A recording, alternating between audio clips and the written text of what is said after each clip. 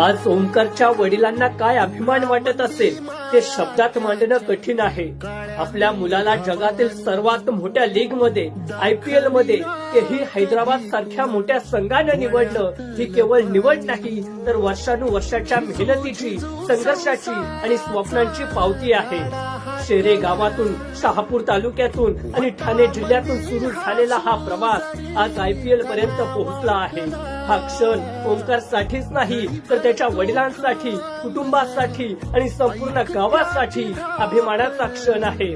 खरंच असा मुलगा मिळणं हे नशिबाचं आणि कष्टाचं सुंदर फळ आहे.